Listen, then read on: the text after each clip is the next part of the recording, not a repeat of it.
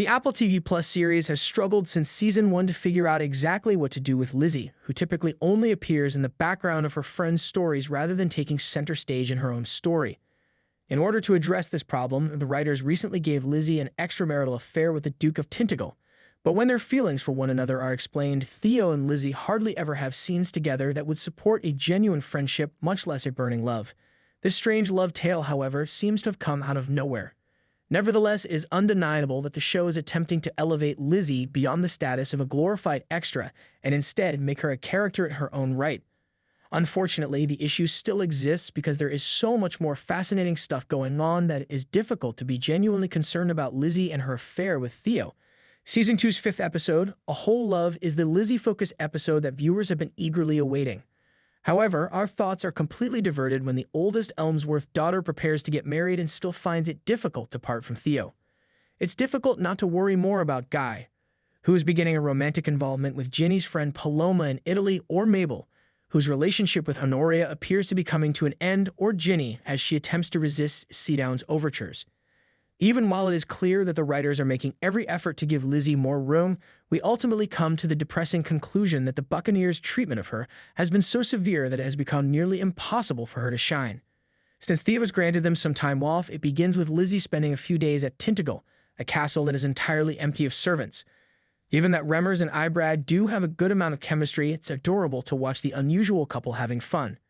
The narrative quickly changes course, though, when Nan, returning from her trip to Italy, nearly discovers Lizzie in her husband's studio. The story quickly switches to Nan and Theo reconciling and agreeing to maintain their relationship for appearances, at least until Nan's bill, which we still don't fully understand, is passed and she is able to bring Ginny back home.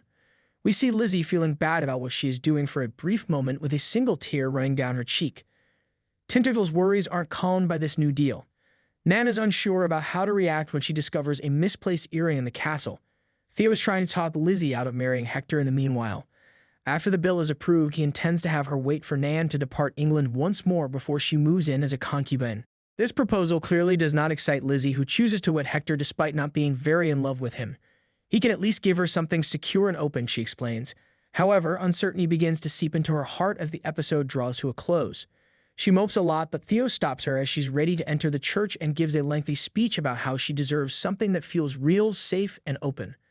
Lizzie is shown the final scene of A Whole Love with her companions, uncertain about whether or not to go into the church. For better or worse, other romances are also being nurtured in the meantime. Blanche feels comfortable accepting Reed's invitation to leave with him now that Nan is back at home. We sincerely hope that this won't be the last time we see them together because the two have such a wonderful moment together.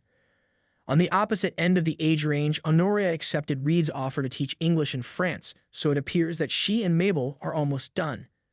In a speech-heavy episode, Mabel toasts her sister at a pre-wedding celebration, bids her lover farewell, and even has a touching moment with Lavinia. Despite Mabel's wish to return to New York, Mrs. Elmsworth chooses to be a bit more understanding once she hears her daughter tell Conchita that she would never seek her mother's advice on her romantic life. However, Mabel could be better off considering a trip to Italy herself. All the juicy plot lines are going down there after all. For example, after a particularly thrilling afternoon with Paloma in A Whole Love, Guy's grief over Nan's return to England has essentially subsided. Ginny's friend and landlady learns the whole truth about the couple she's been lodging after hearing numerous remarks about how disappointing her husband was in bed. We mean the whole truth too. She finds out that Guy is actually assisting Ginny in getting out of Seadown after questioning him about seeing him running around with Nan.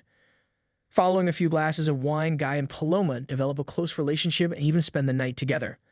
Although there are no conditions, it's all quite wild, but a picture of Paloma's new wedding band suggests that this pairing won't be forgotten. However, as Guy and Paloma enjoy themselves, Ginny suffers alone after being harassed by Seadown once more. Yes, he is attempting to coerce her into going back to England, but he simply cannot hide his violent tendencies. Ginny is horrified when he begins to guilt-trip her for denying their son his family and his lordly privileges while they are visiting him at his hotel with Freddie. She is also astonished to hear that he has already purchased tickets for them to leave Italy. Jenny's loneliness is shown as she waits in her room and listens to Guy and Paloma giggle in what is arguably the episode's best sequence. She has never felt so powerless in her life, even though her sister is attempting to assist her and Guy has sacrificed everything for her. The tale of Lizzie lacks this type of subtlety, environmental storytelling. The writers appear to have made their decision, much like in Seadown.